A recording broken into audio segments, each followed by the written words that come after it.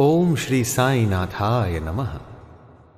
बाबा ने शनह शनह हमें अध्याय 48 तक पहुंचा दिया है और उनकी कृपा से हम अध्याय 48 को श्रवण करना प्रारंभ करते हैं। सद्गुरु के लक्षण सुने, धर कर पूरा ध्यान, श्रद्धा से कैसे मिला भक्त को संतति दान। इस अध्याय में सद्गुरु के लक्षण अर्थात श्री शेवड़े और श्री सपटणेकर व श्रीमती सपटणेकर एवं संतति दान की कथाओं का श्रवण करेंगे। अध्याय प्रारंभ करने से पूर्व किसी ने हेमाड़ पंत से प्रश्न किया कि साईं बाबा गुरु थे या सद्गुरु। इसके उत्तर में हेमाड़ पंत सद्गुरु के लक्षणों का निम्न प्रकार वर्णन करते हैं। आइए जाने और सुने सद्गुरु के लक्षण के बारे में। जो वेद और वेदांत तथा 6 शास्त्रों की शिक्षा प्रदान करके ब्रह्म विषयक मधुर व्याख्यान देने में पारंगत हो तथा जो अपने श्वासोच्छ्वास क्रियाओं पर नियंत्रण कर सहज ही मुद्राएं लगाकर अपने शिष्यों को मंत्रोपदेश दे, निश्चित अवधि में यथोचित संख्या का जाप करने का आदेश दे और केवल अपने वाक चातुर्य से ही उन्हें जीवन के अंतिम ध्येय का दर्शन कराता हो तथा जिसे स्वयं आत्म साक्षात्कार न हुआ हो, वह सद्गुरु नहीं, वरन जो अपने आचरणों से लौकिक व पारलौकिक सुखों से विरक्ति की भावना का निर्माण कर हमें आत्मानुभूति का रसास्वादन करा दे तथा जो अपने शिष्यों को क्रियात्मक और प्रत्यक्ष ज्ञान अर्थात आत्मानुभूति करा दे, उसे ही सद्गुरु कहते हैं। जो स्वयं ही आत्म साक्षात्कार से वंचित है, वे भला अपने अनुयायियों को किस प्रकार अनुभूति करा सकते हैं। सद्गुरु स्वप्न में भी अपने शिष्य से कोई लाभ या सेवा शुश्रूषा की लालसा नहीं करते, वरन स्वयं उनकी सेवा करने को ही उद्यत रहते हैं। उन्हें ये कभी भी भान नहीं होता कि मैं कोई महान हूं और मेरा शिष्य मुझसे तुच्छ है, अपितु उसे अपने ही सदृश या ब्रह्म स्वरूप समझा करते हैं। सद्गुरु की मुख्य विशेषता यही है कि उनके हृदय में सदैव परम शांति विद्यमान रहती है। वे कभी अस्थिर या अशांत नहीं होते और न उन्हें अपने ज्ञान का ही लेश मात्र गर्व होता है। उनके लिए राजा रंक, स्वर्ग अपवर्ग सब एक ही समान हैं। हेमाड़ पंत कहते हैं कि मुझे गत जन्मों के शुभ संस्कारों के परिणाम स्वरूप श्री साईं बाबा सदृश सद्गुरु के चरणों की प्राप्ति तथा उनके कृपा पात्र बनने का सौभाग्य प्राप्त हुआ। वे अपनी युवा अवस्था में चिलम के अतिरिक्त कुछ संग्रह न किया करते थे। न उनके बाल बच्चे तथा मित्र थे, न घर बार था और न उन्हें किसी प्रकार का आश्रय प्राप्त था। 18 वर्ष की अवस्था से ही उनका मनोनिग्रह बड़ा विलक्षण था। वे निर्भय होकर निर्जन स्थानों में विचरण करते एवं सदा आत्मलीन रहते थे। उनका कथन था, मैं सदा भक्त के पराधीन रहता हूं। जब वे शरीर में थे उस समय भक्तों ने जो अनुभव किए, उनके समाधिस्थ होने के पश्चात आज भी जो उनके शरणागत हो चुके हैं, उन्हें उसी प्रकार के अनुभव होते हैं। भक्तों को तो केवल इतना ही यथेष्ट है कि यदि वे अपने हृदय को भक्ति और विश्वास का दीपक बनाकर उसमें प्रेम की ज्योति प्रज्वलित करें तो ज्ञान ज्योति अर्थात आत्म साक्षात्कार स्वयं प्रकाशित हो उठेगी। प्रेम के अभाव में शुष्क ज्ञान व्यर्थ है। ऐसा ज्ञान किसी को भी लाभप्रद नहीं हो सकता। प्रेम के अभाव में संतोष नहीं होता, इसलिए हमारा प्रेम असीम और अटूट होना चाहिए। प्रेम की कीर्ति का गुणगान कौन कर सकता है, जिसकी तुलना में समस्त वस्तुएं तुच्छ जान पड़ती हैं। प्रेम रहित पठन पाठन सब निष्फल है। प्रेमांकुर के उदय होते ही भक्ति, वैराग्य, शांति और कल्याण रूपी संपत्ति सहज ही प्राप्त हो जाती है। जब तक किसी वस्तु के लिए प्रेम उत्पन्न नहीं होता, तब तक उसे प्राप्त करने की भावना ही उत्पन्न नहीं होती। इसलिए जहां व्याकुलता और प्रेम है, वहां भगवान स्वयं प्रकट हो जाते हैं। भाव में ही प्रेम अंतर और वही मोक्ष का कारणीभूत है। यदि कोई व्यक्ति कलुषित भाव से भी किसी सच्चे संत के चरण पकड़ ले तो भी यह निश्चित है कि वह अवश्य तर जाएगा। ऐसी ही कथा नीचे दर्शाई गई है। आइए सबसे पहली कथा श्री शेवड़े की सुने। अक्कलकोट के श्री सप्टणेकर वकालत का अध्ययन कर रहे थे। एक दिन उनकी अपने सहपाठी श्री शेवड़े से भेंट हुई। अन्य और भी विद्यार्थी वहां एकत्रित हुए और सबने अपनी अपनी अध्ययन संबंधी योग्यता का परस्पर परीक्षण किया। प्रश्नोत्तरों से विदित हो गया कि सबसे कम अध्ययन श्री शेवड़े का है और वे परीक्षा में बैठने के अयोग्य हैं। जब सब मित्रों ने मिलकर उनका उपहास किया तब शेवड़े ने कहा, यद्यपि मेरा अध्ययन अपूर्ण है तो भी मैं परीक्षा में अवश्य उत्तीर्ण हो जाऊंगा। मेरे साईं बाबा ही सबको सफलता देने वाले हैं। श्री सप्टणेकर को यह सुनकर आश्चर्य हुआ और उन्होंने श्री शेवड़े से पूछा कि ये साईं बाबा कौन है जिनका तुम इतना गुणगान कर रहे हो। उन्होंने उत्तर दिया कि वे एक फकीर हैं जो शिरडी की एक मस्जिद में निवास करते हैं। वे महान सत्पुरुष हैं। ऐसे अन्य संत भी हो सकते हैं परंतु वे उनसे अद्वितीय हैं। जब तक पूर्ण जन्म के शुभ संस्कार संचित न हो तब तक उनसे भेंट होना दुर्लभ है। मेरी तो उन पर पूर्ण श्रद्धा है। उनके श्री मुख से निकले वचन कभी असत्य नहीं होते। उन्होंने ही मुझे विश्वास दिलाया है कि मैं अगले वर्ष परीक्षा में अवश्य उत्तीर्ण हो जाऊंगा और मेरा भी अटल विश्वास है कि मैं उनकी कृपा से परीक्षा में अवश्य ही सफलता पाऊंगा। श्री सप्टणेकर को अपने मित्र के ऐसे विश्वास पर हंसी आ गई और साथ ही श्री साईं बाबा का भी उन्होंने उपहास किया। भविष्य में जब शेवड़े दोनों परीक्षाओं में उत्तीर्ण हो गए तब सप्टणेकर को यह जानकर बड़ा आश्चर्य हुआ। आइए अब श्री सप्टणेकर की कथा का श्रवण करें। श्री सप्टणेकर परीक्षा में उत्तीर्ण होने के पश्चात अक्कलकोट में रहने लगे और वहीं उन्होंने अपनी वकालत प्रारंभ कर दी। 10 वर्षों के पश्चात सन 1913 में उनकी इकलौते पुत्र की गले की बीमारी से मृत्यु हो गई, जिससे उनका हृदय विचलित हो उठा। मानसिक शांति प्राप्त करने हेतु उन्होंने पंढरपुर, गाणगापुर और अन्य तीर्थ स्थानों की यात्रा की, परंतु उनकी अशांति पूर्ववत ही बनी रही। उन्होंने वेदांत का भी श्रवण किया, परंतु वह भी व्यर्थ ही सिद्ध हुआ। अचानक उन्हें शेवड़े के वचनों तथा श्री साईं बाबा के प्रति उनके विश्वास की स्मृति हो आई और उन्होंने विचार किया कि मुझे भी शिरडी जाकर बाबा के दर्शन करने चाहिए। वे अपने छोटे भाई पंडित राव के साथ शिरडी आए। बाबा के दर्शन कर उन्हें बड़ी प्रसन्नता हुई। जब उन्होंने समीप जाकर नमस्कार करके शुद्ध भावना से श्रीफल भेंट किया तो बाबा तुरंत क्रोधित हो उठे और बोले, यहां से निकल जाओ। सप्टणेकर का सिर झुक गया और वे कुछ हटकर पीछे बैठ गए।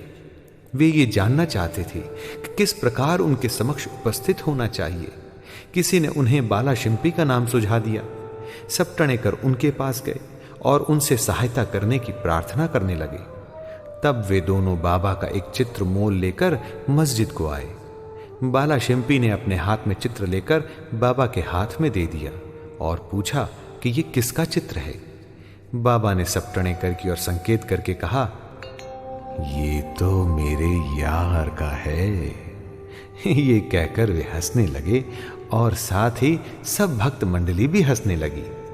बाला शिंपी के संकेत पर जब सप्टणेकर उन्हें प्रणाम करने लगे तो वे पुनः चिल्ला पड़े, बाहर निकलो।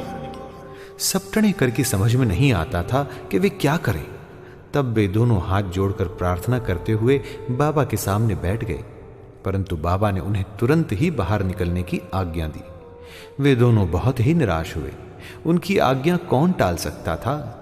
आखिर सप्टणेकर खिन्न हृदय शिरडी से वापस चले आए।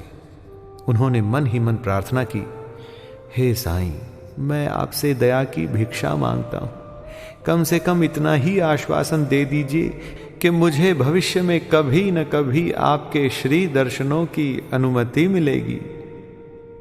आइए अब हम सुनते हैं श्रीमती सप्टणेकर की कथा। 1 वर्ष बीत गया।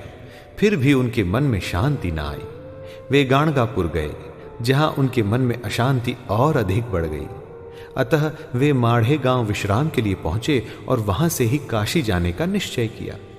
प्रस्थान करने के 2 दिन पूर्व उनकी पत्नी को स्वप्न हुआ।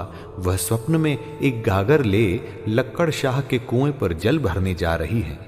वहां नीम के नीचे एक फकीर बैठा है, सिर पर एक कपड़ा बंधा हुआ है। फकीर उसके पास आकर कहने लगा, मेरी प्रिय बच्ची, तुम क्यों व्यर्थ कष्ट उठा रही हो? मैं तुम्हारी गागर निर्मल जल से भर देता हूं। तब फकीर के भय से वह खाली गागर लेकर ही लौट आई। फकीर भी उसके पीछे पीछे चला आया। इतने में ही घबराहट में उसकी निद्रा भंग हो गई और उसने आंखें खोल दी। यह स्वप्न उसने अपने पति को सुनाया। उन्होंने इसे एक शुभ शकुन जाना और वे दोनों शिरडी को रवाना हो गए। जब वे मस्जिद पहुंचे तो बाबा वहां उपस्थित न थे। वे लेंडी बाग गए हुए थे। उनके लौटने की प्रतीक्षा में वे वहीं बैठे रहे। जब बाबा लौटे तो उन्हें देखकर उनकी पत्नी को बड़ा आश्चर्य हुआ, क्योंकि स्वप्न में जिस फकीर के उसने दर्शन किए थे उनकी आकृति बाबा से बिल्कुल मिलती जुलती थी। उसने अति आदर सहित बाबा को प्रणाम किया और वहीं बैठे बैठे उन्हें निहारने लगी। उसका विनम्र स्वभाव देखकर बाबा अत्यंत प्रसन्न हो गए।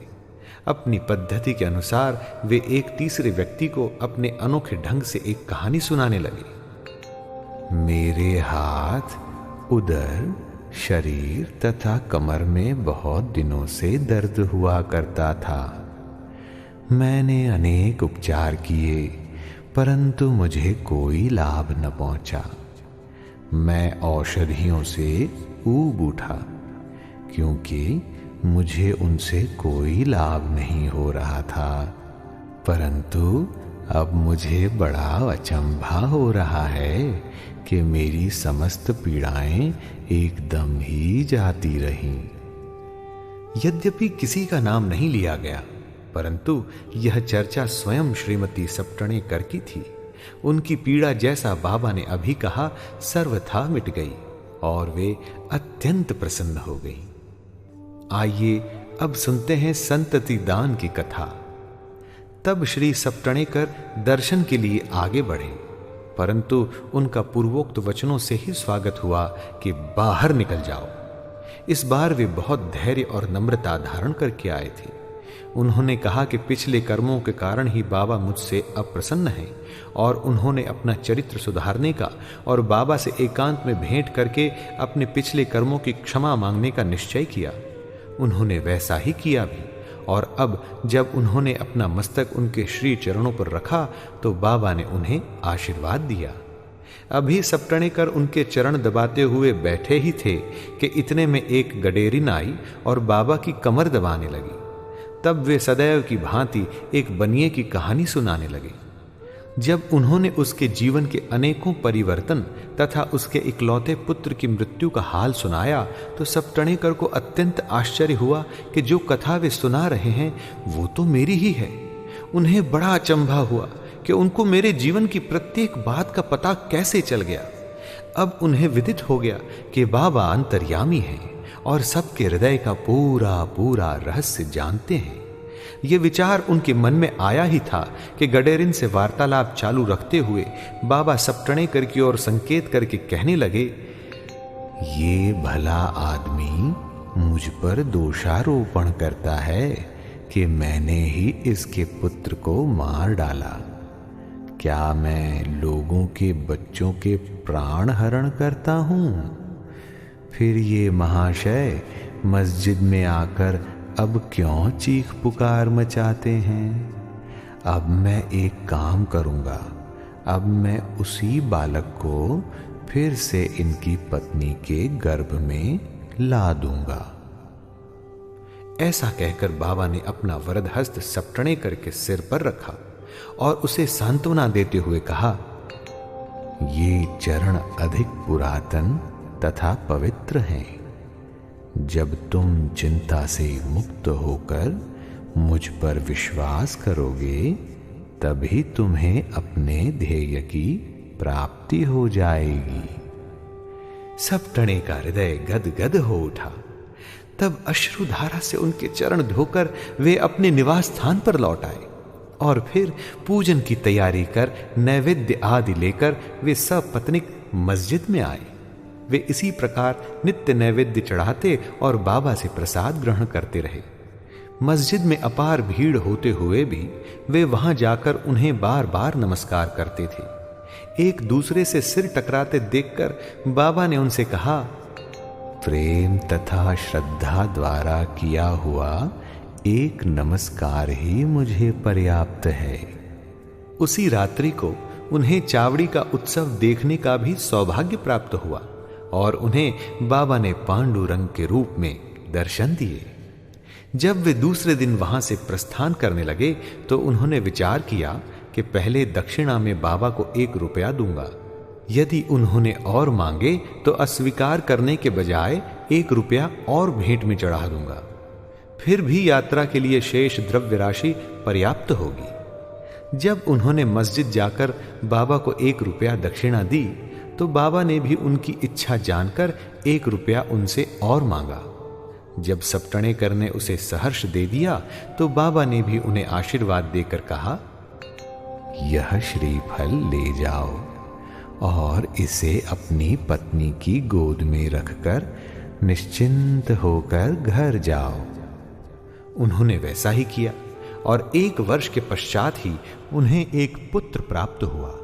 8 मास का शिशु लेकर वह दंपत्ति फिर शिरडी को आए और बाबा के चरणों पर बालक को रखकर फिर इस प्रकार प्रार्थना करने लगे, हे श्री साईनाथ, आपके ऋण हम किस प्रकार चुका सकेंगे। आपके श्री चरणों में हमारा बार बार प्रणाम है। हम दीनों पर आप सदैव कृपा करते रहिएगा, क्योंकि हमारे मन में सोते जागते हर समय न जाने क्या क्या संकल्प विकल्प उठा करते हैं। आपके भजन में ही हमारा मन लीन हो जाए, ऐसा आशीर्वाद दीजिए। उस पुत्र का नाम मुरलीधर रखा गया। बाद में उनके 2 पुत्र भास्कर और दिनकर और उत्पन्न हुए। इस प्रकार सप्तणेकर दंपत्ति को अनुभव हो गया कि बाबा के वचन कभी असत्य और अपूर्ण नहीं होते। श्रद्धा बिना जो भी किया नमन वही बेकार, प्रेम सहित जो नमन हो साईं को स्वीकार। श्री सद्गुरु साईनाथार्पणमस्तु। शुभम भवतु। अध्याय 48 संपूर्णम।